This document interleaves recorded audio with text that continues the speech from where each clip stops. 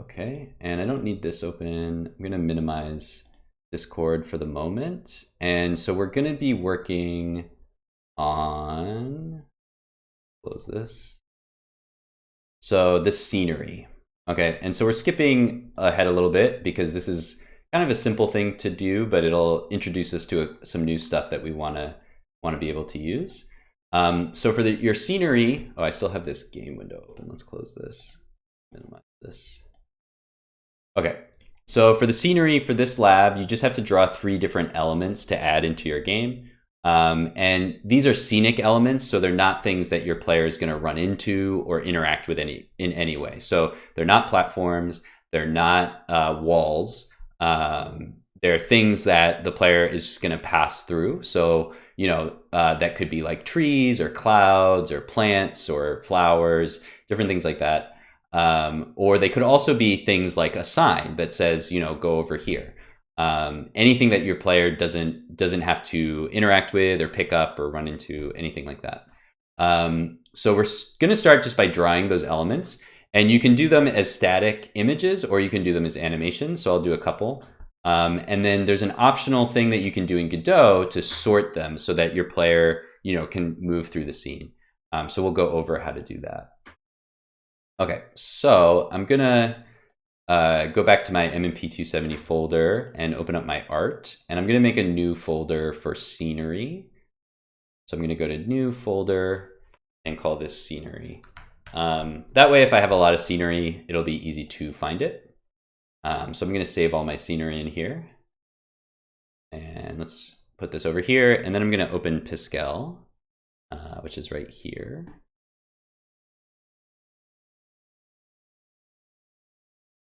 Okay. And as usual, I'm going to save my file before I draw anything. Sometimes I forget to do this, but it's good to save first so you don't lose any of your work.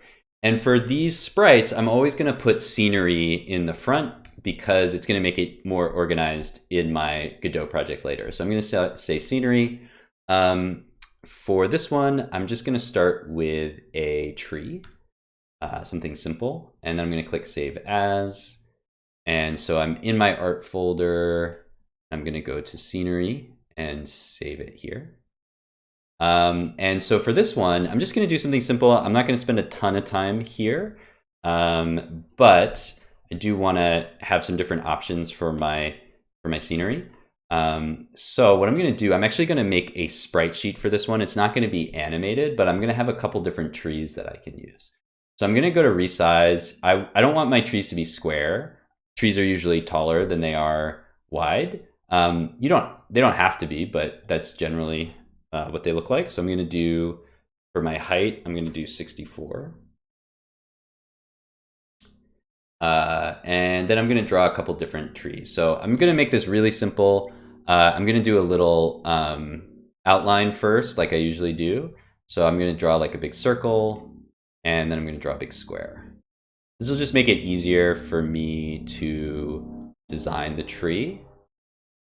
Okay, and so then I'm going to go to the next frame and turn off the animation. And then I'm just going to draw on my tree. Okay, so I'm going to start with the trunk. So I'll get something kind of brown. Pretty simple. I'm not going to do anything too crazy. Okay, that's pretty good. And so I'm just going to draw, oops, let me get my pen tool. So let's just draw my tree trunk. And maybe I can make the base a little bit wider and fill this in. Okay, and if I want some highlights or details, I can use my lighten/darken tool. So I can click on that and do Control-Shift to add a couple little thingies here. And I can turn off the onion skin if I want to make sure that looks okay. So that looks decent. That's pretty good. I'm not going to spend a ton of time on this. I just want something that communicates tree. So I've got my trunk. Let's get a green color for the leaves, light green. And I'm just going to draw some leaves, just kind of do a sketchy leaves. And then let's use the paint bucket to fill that in. That looks pretty good. I don't know if I need to really do much more than that. I'm gonna fill in this dot right here. And then I'm gonna add some details. Something I like to do is get a bigger pen and then use the lighten and darken tool and do this thing where I'm gonna hold shift and add some highlights like that. And then I'm gonna hold shift and control and darken some stuff like that. And if I do this a few times, I'll get a lot of different kind of details in there. And I wanna make sure to actually go all the way out to the leaves so it's not all concentrated in the center. That's an easy way to just get a bunch of detail real quick. You need some. Okay, that's good enough. I'm not gonna spend too much time here. And then I'm just gonna go to new frame and just do the same thing. So I'll have a few different varieties for my trees, and I'll show you guys how to use a sprite sheet, but it's not gonna be animated, it's just gonna be a static image. So I'm gonna grab my pen tool again and switch back to my brown color. And let's go back to the smaller pixel size. And this time I'm even just gonna kind of draw this outline so it'll be a little more sketchy. Whoops. Okay, I have to fill in the top before I can use the bucket. So I'm gonna hit B to get the bucket tool and fill that in. And then hit P to get my pen tool back, add some details. So I'll hit U for my lighten and darken tool. Okay, then I'm gonna get my green color back. I'll just select one of these. E for the pen tool, draw some leaves. Let's make sure this is all filled in. I'll just use B to fill in these gaps. Okay. Fill these in. Okay, I'm gonna turn off the onion skin for a second and go to my light and darken tool. And then I can actually use my brackets on my keyboard to switch between the pen sizes. So let's add in some highlights and some more dark areas. Okay, that looks good enough. I'll just do 2. You guys get the idea. I don't need to keep working on this. So I have 2 trees. I'm gonna delete my first guide. I don't need that anymore. And save this. And I'm gonna go ahead and export this. I'm gonna make a couple more things, but I'm gonna go ahead and export this. So I'm gonna go to export. And I'm gonna export a sprite sheet, even though it's not an animation. I can choose different frames of my sprite. So I'm gonna click download. And I'm gonna go to my game, sprites. Oh, it's already there, so it remembered that that's where I wanna go. But if you're not there for some reason, if I'm on the desktop, I just go to MMP 270, go into my game, go to sprites, and you can see I already have a tree. So let's just call this tree 2. I don't wanna overwrite the tree I've already got. Or I could call it trees since there's 2 trees. That might be kind of confusing, so I'll just call it tree 2. Save it. Okay, so that's good. I'm gonna make a new window, get rid of this one. So the next thing I wanna do is make something that's animated. I'm gonna use a cloud for this. So I'll have some clouds. Actually, I don't wanna have clouds yet. I wanna do that with my background. So I'll just have some grass or like a bush or something. So for this one, I'm gonna keep the 32 by 32 and I'm gonna save as. Say scenery. Let's call this, what do I want to have animated? Because I don't necessarily want to have my grass animated if my trees are just standing there. Maybe add a bird? I could add a bird. That sounds like it'll be hard to draw, but I'll try it. I'm gonna add a bird and I'll make it just have a simple animation. So scenery, bird, and save. And all right, so for a bird, I'm gonna do a small thing. I'm gonna do like bird body, bird head. And let's go to the next frame. Turn on the onion skin. Okay, so let's do a bird. We can do red so it'll stand out. And okay, so I need a bird. It's gonna have like a wing like this. And here's the body, here's the head. So let's fill those in. And then I'll just give it, give it a little eye and a beak. Oh, I need the beak to be, okay. Oops, what did I do? Oh, I have the magic wand tool. Okay, pen tool. Let's do an eye here. And let's draw a little beak. And let's draw some feet. Looks pretty bad, but that's okay. So for the animation, I'll just make it flap its wings a little bit. So let's erase the wing here and draw it in a different position. So I'll draw it kind of like up like that. And let's see how that animation looks. Slow it down a little bit. Okay, let's do one more frame. Oops, I'm gonna duplicate this. I'll erase this thing again. I can delete my guide now. And then let's draw one wing out like this and one wing up like that. Let's see. It looks good enough, whatever. It's fine. The eye black is kind of scary, so let's try a different color. I'm gonna choose, maybe we'll do like a lighter red, something like that. And I'll do the paint all pixels tool. And if I want to change the pixels on all of my frames, I can hold shift and do that. It didn't really fix it. Let's try a darker color. That looks better. That's good enough. The feet maybe need to be a different color too. So I can't use this because the feet are part of the body. So what can I do? I can use my pen tool, draw the feet. There's not very many pixels, so this is pretty easy to do. So let's just do this on each bird. It's probably faster than trying to figure out how to copy and paste. And one more frame. Okay. All right, that doesn't look too bad.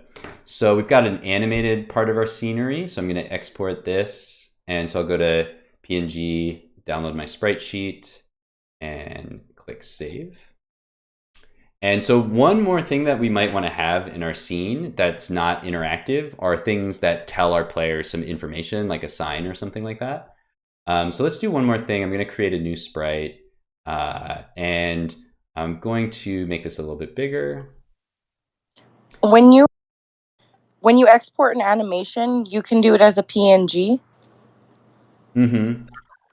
Yeah, you should always do it as a PNG, because PNG is the only image type that supports transparency. So for the game, we're going to be layering all this stuff together. So we want there to be transparent edges so you can see through the animations to the background. So you should, yeah. I just I'm not normally familiar with saving like moving things with PNG, so I didn't know that. But thank you. Well, so the PNG itself doesn't animate, but when you put it in Godot, you can take the frames apart and then animate those frames. Yeah, so okay. we go over I went over that a bit in the character animation thing, but I'm going to go over it again in a second when we put this stuff into Godot.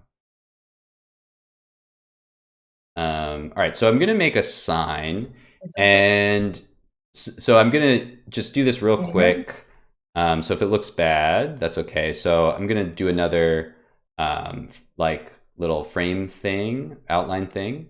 And then what else I need for a sign? I need like it to be standing on something like that. Kind of looks like a TV, but that's okay. Okay, so for our sign, I'm gonna make a new frame, and I have my onion skin on. So let's see, we're kind of in like the woods, so I'll make the sign out of wood because we got some like trees and birds and stuff. So I'll get another brown color, maybe a little lighter brown.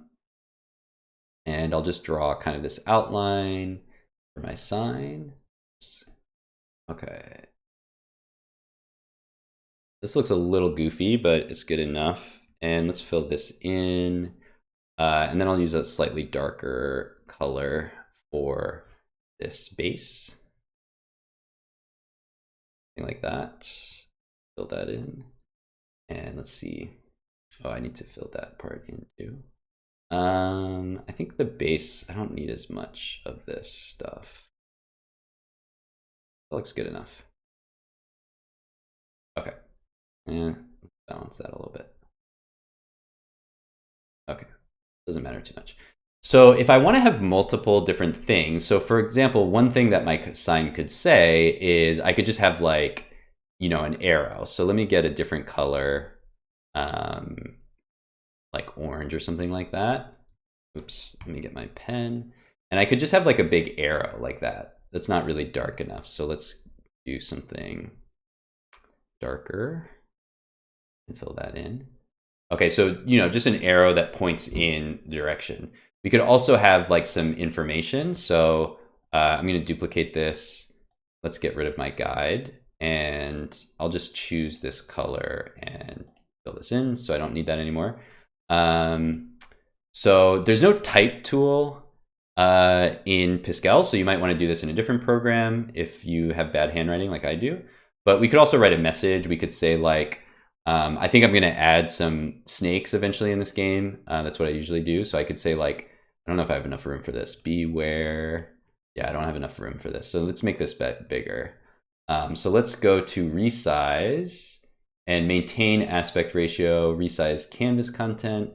And let's do 64. Okay, so that's going to scale everything up, but now I'll have a little bit more room. So I can say this is going to be completely illegible.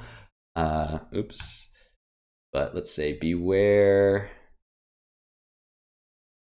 So yeah, you might want to use a font for this, but it kind of looks cool. I don't know. Beware of snakes.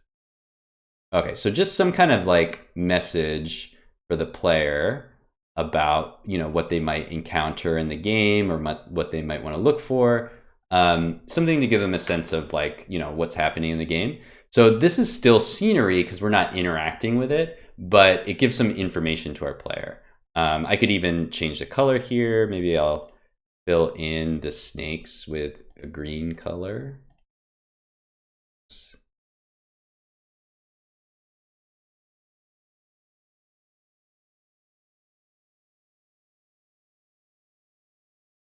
Okay. Anyway, these are just a few examples of the different types of scenery that you can have. Oh, I forgot to save this when I started. So let's save it now. I just hit Command S to save as. So this is scenery signs. Okay. So now I'm ready to go over to Godot and put some of this stuff in here.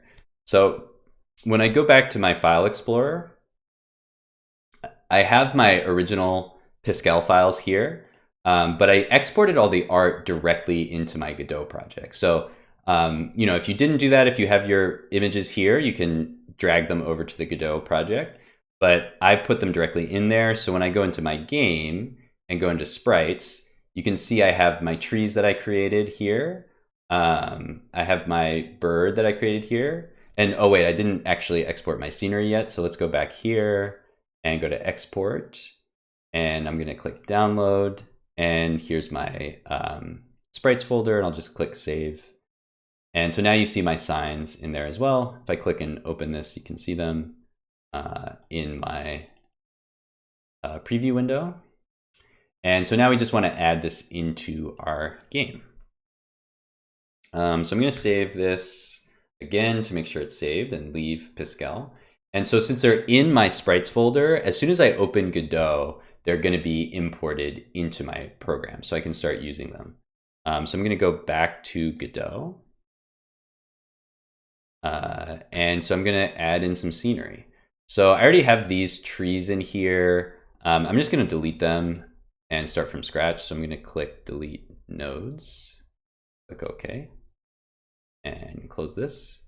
And let's take my player and just put the player back in the middle. So I'm going to go to transform and just reset the position here. So now my player's in the middle of my canvas, and I can kind of build my scenery around them. Okay, so we have a few different things we're going to add in here. And so we have our scenery, we have our trees, we have the animated bird, and then we have the different signs. And those are all different parts of our scenery. You could organize them in different ways. But what I'm going to do is just create one big scenery node and put all of them in there. I'll just pause for a second. Are any questions or anything before we add all this stuff in?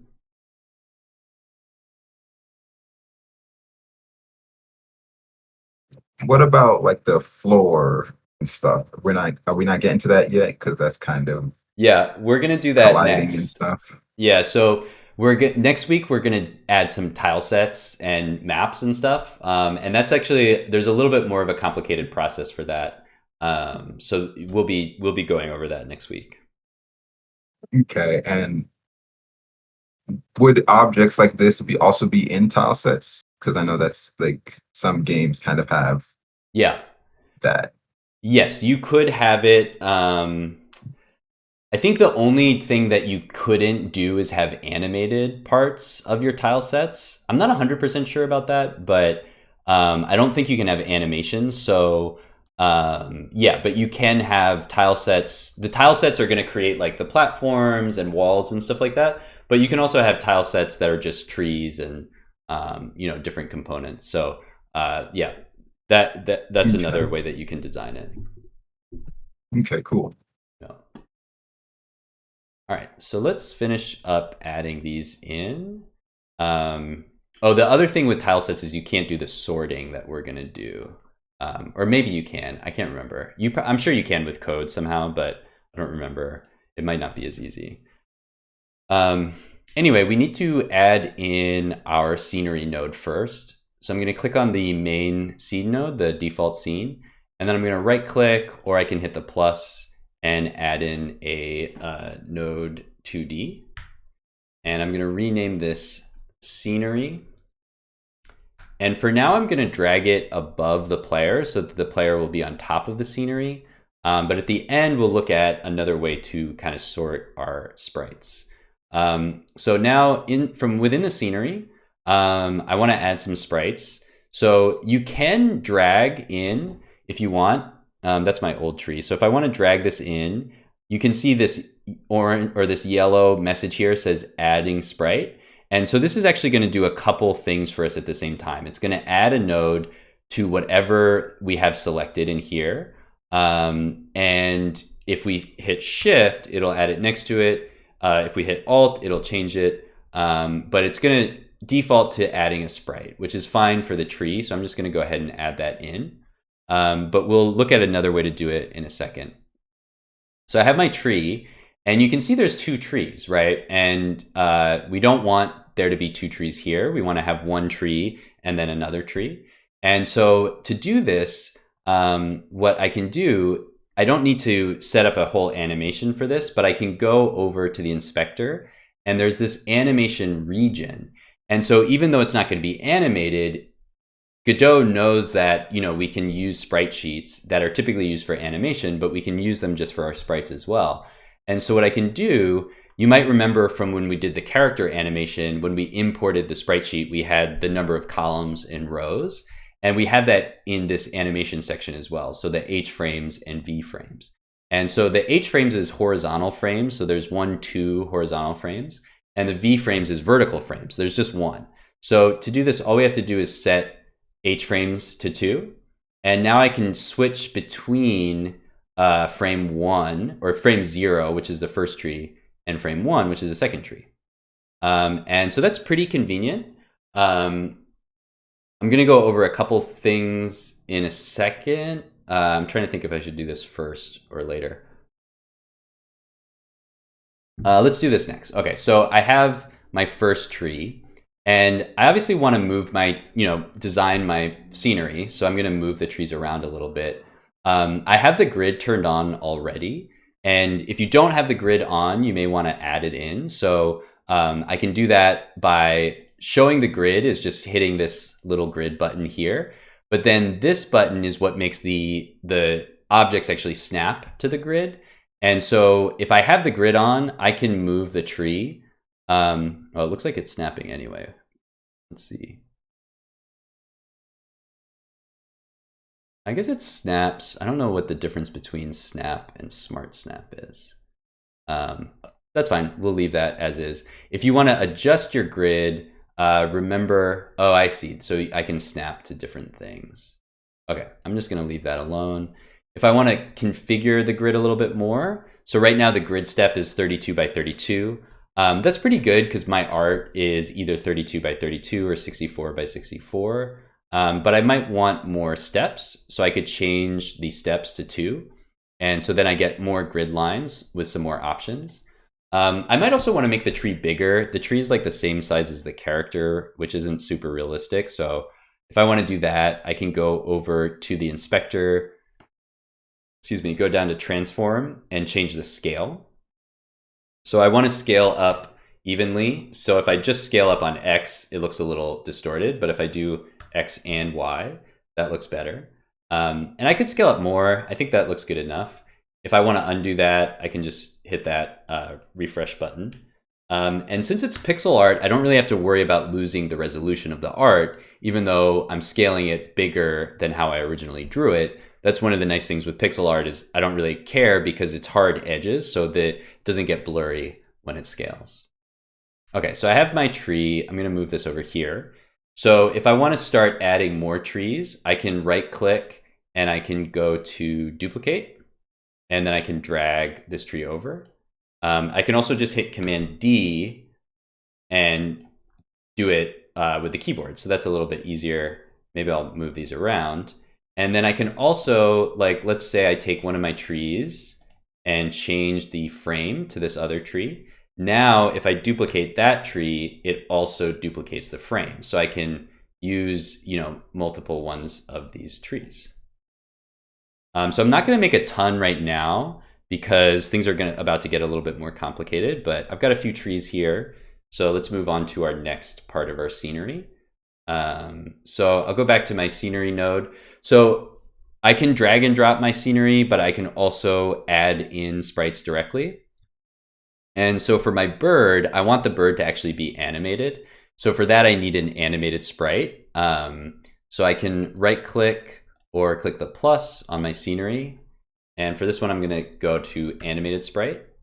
And I'll rename this bird because it didn't take the name of my image yet. And so for the animated sprite, there's no texture slot. There's just a frame slot. So I'll click on empty, add new sprite frames, click on sprite frames. So if you haven't seen the character animation, this might be new, but this is review from the character animation demo that we did last week or whenever that was. So for my animations, it has the default here. I only have one bird animation, so I don't really need to change this, and I'm not going to write any code for this. So I don't actually really care that much what this is called. I'm just going to add in my bird here. So I'm going to click on my little waffle button to add frames to my sprite sheet and go into sprites, click on my bird, click open. Let's zoom in a little bit. So I have 2 frames horizontal, 2 frames vertical, and I just choose the frames that I want and click add the frames. And then my bird is behind my player. So let's move. Oops, I grabbed the camera. Let's lock up the player and then grab the bird. Okay, so let's just put the bird over here. I'm not going to spend a lot of time on the scenery, like adding a bunch of stuff in, because I just want to demonstrate this stuff. So you guys should spend more time, playing around with adding more scenery. But we want the bird animation to be playing, so let's turn playing on. So that looks pretty cool. It's not too bad. Maybe we can put it in the tree. That might be kind of fun. I don't have any branches. I should have made some branches. Excuse me. I might want to slow the animation down or something like that, but that looks pretty good. I'm just going to leave that like that. Okay, so we have one more component in our scenery before we go into sorting. So I'm going to add in the sign. So this one is not animated, so I can just drag it in here. And so let's put our sign here. And so our sign again, oh, I put it accidentally in just the main node. So let's drag this up So it's inside scenery. Okay, so for our signs, we have to change the animation as well. So I'm gonna click on the sign and go to animation. This one actually has 2 vertical frames. So if I go to V frames, then I just get this animation. So I could have this arrow over here, although it's kind of pointing my player towards something that I haven't designed yet, but that's okay, I'm not gonna worry about that. So I've got the first scenery, or the first sign. I'm gonna duplicate this and drag it over here. And let's go to the animation and change the frame to 1. So now I have my sign that says beware of snakes. Okay, so I've got all my scenery. So there's one more thing that I have to do, but let's take a look at how this looks in our scene first. Okay, so pretty good. I've got my beware of snakes sign, and I've got my trees. And one thing that you'll probably notice at this point is that the player is always on top of everything. And so depending on what type of game you're making, that might not really matter. If you're making like a 2D platformer that's a side scroller, you probably wouldn't worry about that. So when we do that part, when we add platforms, we might need to change how this is set up. But for a sort of RPG style or the top-down style game, one thing that we might want to do is sort our sprites so that they don't appear, so that the player is not always on top of the trees. So we're going to look at a couple different ways to do that. And then, there's different options. You don't really necessarily have to do anything exactly the way I'm doing it, but I just want to show you the options so you can see how they look. Okay. Any questions before we work on that?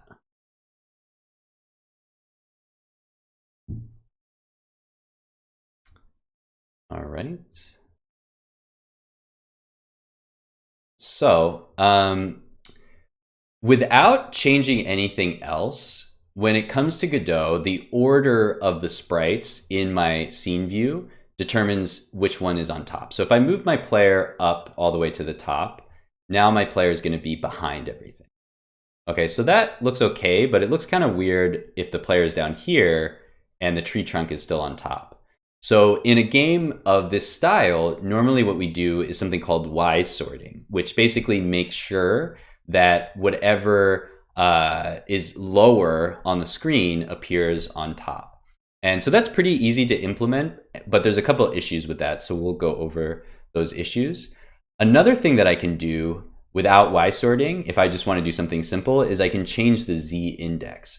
So if I go to my player and go under node 2D and open up Z index, you can see that its default is 0. And that's true for any one of my sprites. If I go to the Z index for my tree, the Z index is 0. And so that means everything is on the same layer. And so things get sorted in what order they're in. But if I move my player to Z index 1, now the player is going to be on top. And if I move something else to Z index -1, then it's going to go behind. So that's one way if I want to do something specific. Let's move my player back down here, although I don't want them in the scenery. Let's do that. Okay. The scenery itself has its own Z index, so we could set all of the scenery to a lower Z index than the player. But if we want something to change depending on the positionality, we can use something called Y sorting. And this is a little bit complicated because we have different nodes, which is what I want to go over for a second. So what I need to do to get my Y sorting to work is change the type of node. So I'll start with the scenery. So if I go to the scenery and I right click, I can go to change type. And this brings up my node chooser window again. And I can look for a node called Y sort. And so if I change to Y sort, this isn't going to fix my scene right away. But one thing that you'll notice, let me undo this actually real quick. So my trees right now, this one is on top, which makes sense because it's in front. But if I move it back here, now it's still on top, but it doesn't really make sense because it's higher than that other tree. But what you'll notice is as soon as I turn Y sorting on, so I'll go back to change type and go to Y sort. and click change. Now it sorts the trees based on where they are in the Y position. So if I move this up here, it's going to go behind those trees. If I move it down, it's going to go in front. And so that just creates this like basic sense of dimensionality and depth. So then one issue that we run into, of course, is that the bird is, if I move the bird down here, okay, now it's in front of the tree. But if I move it up here into the leaves, it's no longer in front of the tree. Okay, so if we have that problem, then we can resort to our z-index. So I can go to the z-index and turn the bird to 1, and now it'll appear in front of our tree. So I can deal with individual components if I need to. Okay, so the next issue is that my player isn't going to Y-sort with my trees because they're in different places. So the player should go behind the tree, but it doesn't. And so if I want to Y-sort my player and my scenery, I have to make sure that the nodes that my player is inside of is also Y-sorted. So I'll go to my default scene. And again, you don't have to set it up this way. This is just if you want this effect. So I'll change my default scene also to Y-sort. So now my player should sort with my trees. Oop. No, he's still on top. Okay, let me check. Oh, okay, that's the other issue. That's actually, I'm just not seeing it because they're all centered. Okay, so that's the other issue that we're gonna run into, is that it's sorting according to the center of the sprite. So if we look at the tree, the center of the sprite is this target right here. And so as long as the player target is above this target, it's gonna be in front. And so we need to fix that. We need to put everything, the target, towards where the bottom of each thing is. So that's the other thing that makes Y sorting a little bit more tricky, is we have to change the orientation of everything. Okay, so I'll start with the tree. That's why I didn't make a whole bunch of things also. So to set that, under my node 2D, I go to, oh no, sorry, under my sprite, I go to offset, and then I can change the Y offset. Notice that it's just gonna move the target. So if I do the Y offset, it's probably like 64, or no, it's probably like 32. So I'll do 32 for the Y offset. Oh, but it's gotta go the other way. So I'll say negative 32. Okay, so now you can see the tree, the target for the tree is at the bottom. So now it's gonna sort correctly with the player. Okay, so I'm gonna do that for all of my trees. I don't have a lot of trees, so it's not gonna take me too long. So negative 32. This is also a good reason why you wanna use nice simple numbers like 64, 32. It's easy to do the math. But you can also just drag on Y. That's a little bit harder to do, but you can find, if I just click on Y and then drag to the left or right, it'll move that offset just interactively with the mouse. But you can see I'm going to get to negative 32. So let's just do negative 32 here. Okay. And let's do my last tree, offset, negative 32.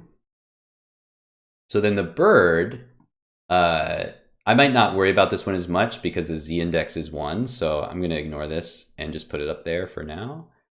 But let's do our signs. Okay, so the sign, so the art doesn't make it all the way to the bottom here. So I'll just try negative 16. This is 32 by 32. And then I'll just move this with the mouse until it's right there. And so it's like something like 26. It also would have made sense to do this before I duplicated everything.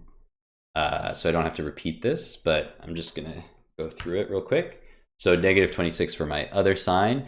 And then finally I need to do my player. So I have to go into my player scene, and you can see the target for the player is, you know, in the middle of this scene, but I can actually move everything up. So I can drag the collision shape and the player and just move them up to the top of the scene.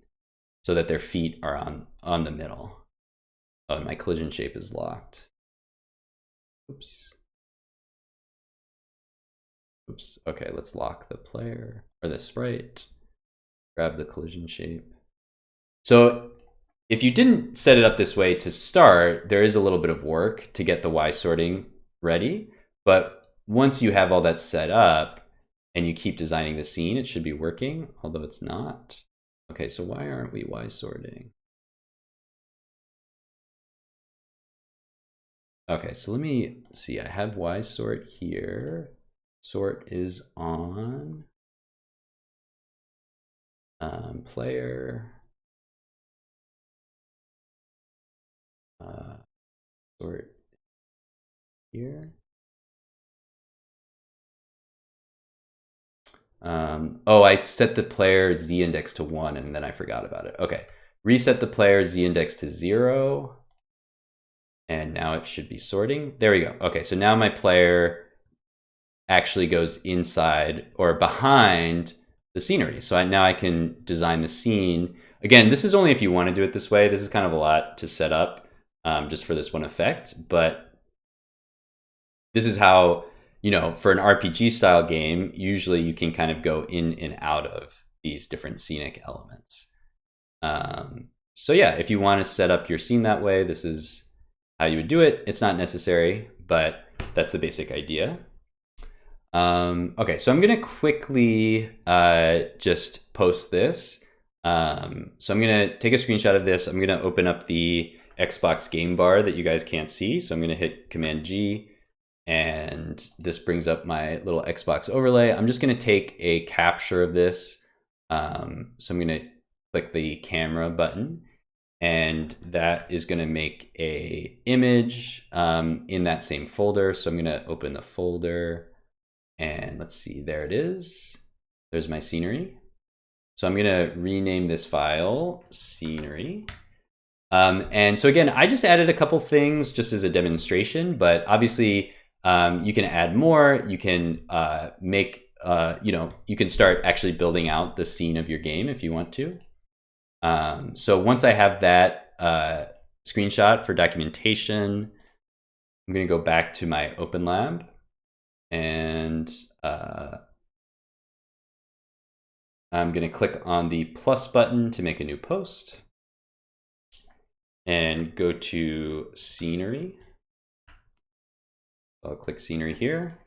So say my scenery and just include a little bit of information about what scenery you had and how it relates to your game.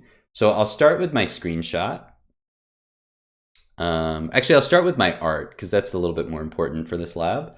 So I'll open up my sprites folder and drag in my scenery. So I have the birds, the signs, and the trees. So I'll drag those in.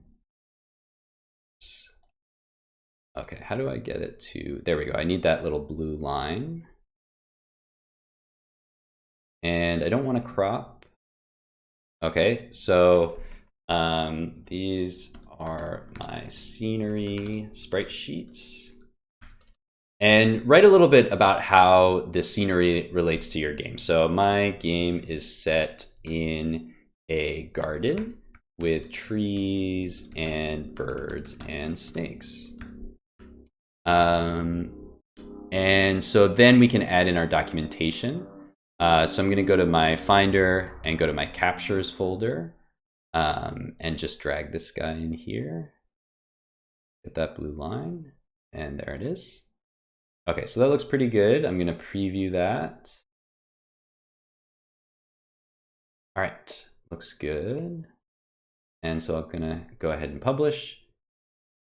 And so that's everything for that scenery lab. Let me stop recording and then